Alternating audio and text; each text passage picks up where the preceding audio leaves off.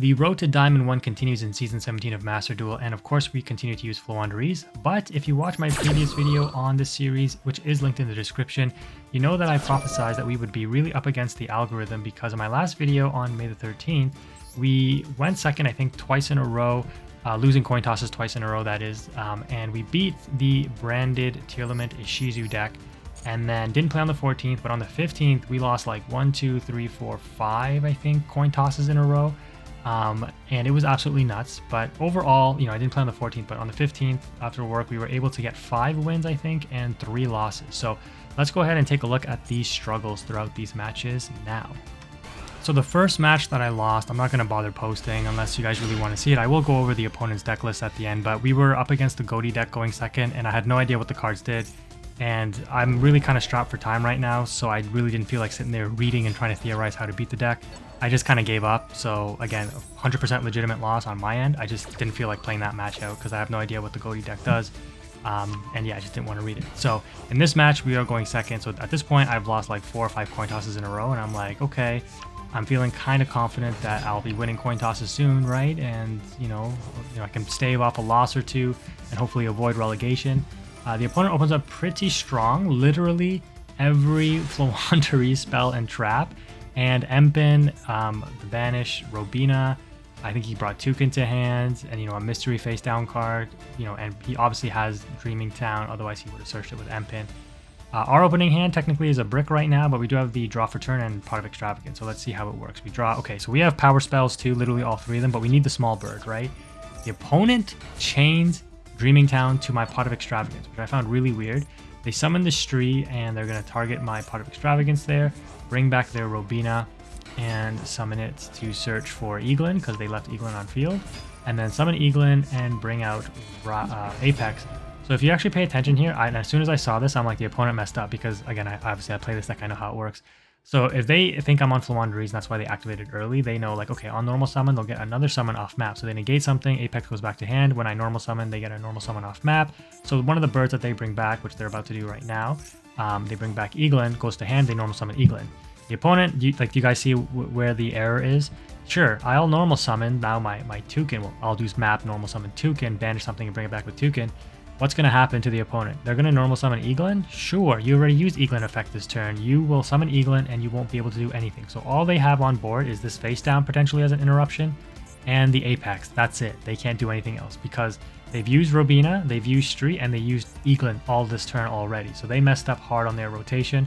And if you've watched the way that I tribute summon for my birds, you know that now you know why you have to play this deck a certain way. Otherwise you brick on your summon. Like you didn't have to brick, like he bricked himself. So let's see what happens here now. So we're going to start off by using Advent of Adventure, banishing the Empin to grab a Robina. This is just extra assurance, and I was trying to bait out the Apex. So they let that search go through, and I'm like, okay, they're definitely going to Apex this. I can technically still lose here very hard if the opponent has like an imperm or something set now, right? Because I didn't save my Advent of Adventure for an imperm interruption, and I don't have a Book of Moon to save my bird. So if this is an imperm, I probably lose, which would be really unfortunate because the opponent misplayed hard. But we haven't banished Empin, and we lost our map. That's okay. We know what the opponent has in hand: an Apex and an Eaglin. That's dead. So as long as this Robina summon doesn't get negated, we're fine, right? So I'm gonna go ahead now, activate Unexplored Winds first, then normal summon Robina. The opponent lights up, and I think they realized, oh shoot, I can't summon Eaglin because I used it already. So I search Eaglin here, and I have Apex in hand, and notice that I banish my Empin from hand with the Advent.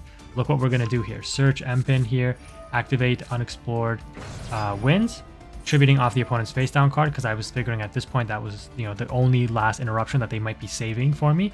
So I'm going to out that threat first, and it's just an evenly matched, so A-okay, no problem there. Unfortunately, map is limited to 1. Konami, come on, man, bring back 2 map, please. Like, this is BS. Like, it gets outed once, and with shufflers, I have to try to target it to remove it, and then it gets shuffled back, and then, I'm behind a whole turn. It's just not fair. Come on, guys. Just give us 2 maps back, please.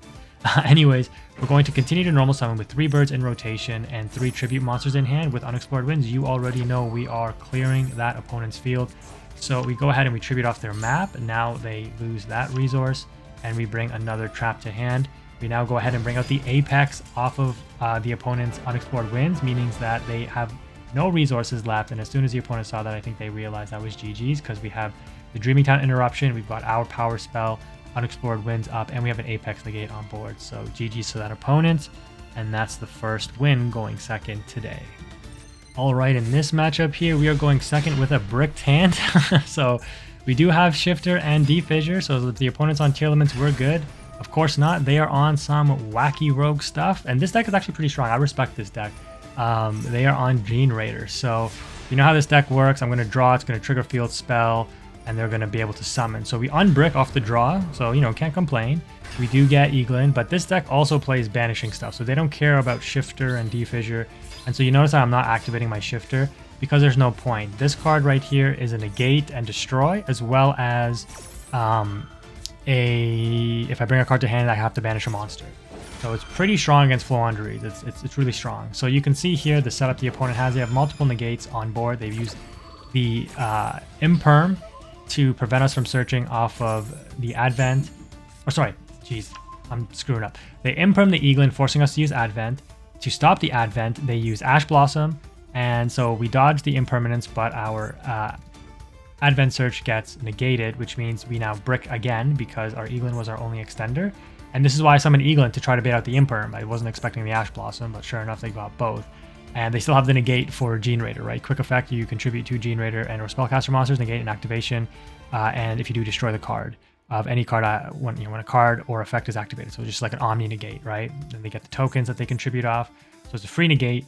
I've got no extension off this, obviously, and I can't really play, so there's no point in even activating this or setting these because I can't do anything. So nothing I can really do here. They normal summon Ash, go into, of course, the towers that I can't out unless I have a strong setup in order to go into Underworld Goddess or the access code, like you saw what we did against Blackwing in that video. It's on my channel. They set a card and I'm like, okay, I'm still going to attempt to do something here. Top deck Toucan, so I'm like, okay, good, another bird. Of course, they're going to get the summon and the tokens back, so they got the Omni Negate live once again for our turn. We're going to go ahead and attempt to play, and the opponent has the out again. So sometimes going second, there's just nothing you can do. The opponent literally had the ultimate outs to everything that I was trying to do. And at this point, I'm like, yeah, let's not waste any time. I tried it. It didn't work. GG's. So at this point, this was the next match too. I lost again. I was actually like heated. I was like, dude, are you kidding me? How can I lose like 7 or 8 coin tosses in a row from like 2 days ago up to today? I haven't gone first. Like, it's crazy. The opponent, though, I can see here bricked, and I'm like, oh my god, I hope he's on a Shizu tier, and he just like, this is a Grave Shuffler they set face down, but it doesn't really make sense. You would summon it so you could activate it if you need to, and then, you know, maybe this is like an Imperm or a Sulliek. So our opening hand is actually pretty nuts, and I have to be very careful here thinking about what I want to do. So I do opt to go battle phase evenly to see if I can get the face down card outed, and I do activate Shifter. And they chain Maxi, so I'm just like, already, like, this is fantastic. They probably think I'm on Exo Sister. And the chain resolves, and what do they end up banishing off of the evenly? Their face down cards. So that's really good for me. Main phase 2, pray for no Ash Blossom, and they don't have it. So at this point, I'm like, yeah, this is GG's, or it should be, because I've got double M-Pin, and I'm going to search map off the first one, and then probably, yeah, banish maybe Unexplored Winds, and then search it, bring it back with Toucan, and yeah, just go full rotation. So the opponent kind of just resigned. You know, it happens to them too. Going first, you brick, and yeah, GG's. At least we were able to win going second again, so. Alright, so the Master Duel algorithm is with us or against us in this one. We're going first, and our opening hand looks pretty solid. Not complaining here. We're just going to have to duality into something that lets us play, and sure enough, we get the Robina, so I'm like, okay, as long as there's no Ash, we're good. The opponent has an Imperm, and what's funny is, I looked at this opponent's deck list after, and I'll probably look at it at the end of the video. They play one Imperm, and they drew it. And the opponent then has the one of Cyberstein, brings out a Dragostapelia, and, you know, they're under Shifter, so clearly they're on Tearlaments here. They just pass, and I have to hope to draw something that lets me play. I'm going to go ahead and activate Fissure. Normal summon Stree, because it has 700 attack, which means you can suicide with the Cyberstein. Preventing them from going for like an elf play or something. I just wanted their body off board because we're, you know, it only takes one more turn and we're KO'd. So yeah, we got double Robina and Toucan in hand, and I'm like, all I need is an Advent of Adventure or a Book of Moon, and that's a 1 in 5 chance. Another pot, like Pot of Extravagance to draw into stuff, another Duality, Prosperity. We draw M-Pin, so unfortunately our hand can't do anything to get over the Dragostapelia. and that's a GG. So those were the struggles of May the 15th, still in Diamond 4, but let's go ahead and take a look at these opponents' deck lists. So starting off, I think this was the match that we played first. Well, I guess we'll see if this is the Cody deck here. Yeah, so like I mentioned in that Floowandereeze video, I just, they were doing stuff and I was like, I'm not reading all these Cody cards and trying to understand what the combo is for like a 30-minute match or something. I'm just going to resign and just move on. This was the Floowandereeze mirror match. So their deck list looks fairly similar to mine. What are they playing? Whoa, it's almost the same as mine. Oh, they're playing 3 Max C. Yeah, you don't need Max C, bro. Yeah, cut those Max Cs, put in a third extrap, a second trap, and a third dimensional fissure, and his deck list is the same as mine. Oh no, 2 Stree, 1 Stree, 2 Toucan actually. So yeah, fairly close list. 1 DD Crow, searchable interruption off Robina. Interesting stuff there. The Generaider opponents. Yeah, like I was mentioning, these guys play banishing cards too. Surprised they're not playing D Shifter as well, but oh man, the Solemn Judgments, the Imperm, the Ash Blossom, they just kill me, right? You guys saw what happened. That was GG's. If we continue on, this was the Generaider player. The guy that bricked was on Heroes. He set, and he banished his face down card, which, in hindsight doesn't look like it's anything too threatening. It was either like Mass Change or Called By, so yeah, GG's for that. Then this guy, we were going up against the Libromancer ritual deck, and we bricked, obviously, and they had like Tactics Talent or something to rip from our hand and everything. They were in a really strong spot, but we were able to finally play and succeed finally. And then this one, oh man, this one hurt. I was able to get the Robina up to duality, and I'm like, as long as they don't have Imperm, I'm going to be able to play going first. And they have the 1 of Imperm and the 1 of Stein to go into Dragos Tapalia and just shut me down completely. So it happens. GG's, I guess. Not much you can do there. And then continuing on, Tearlaments. I'm not going to go over Tearlaments list. You guys have probably seen enough of them by now. And Tearlaments again. And that's going to wrap it up for this video. Thank you again for watching, guys. Quantum is out.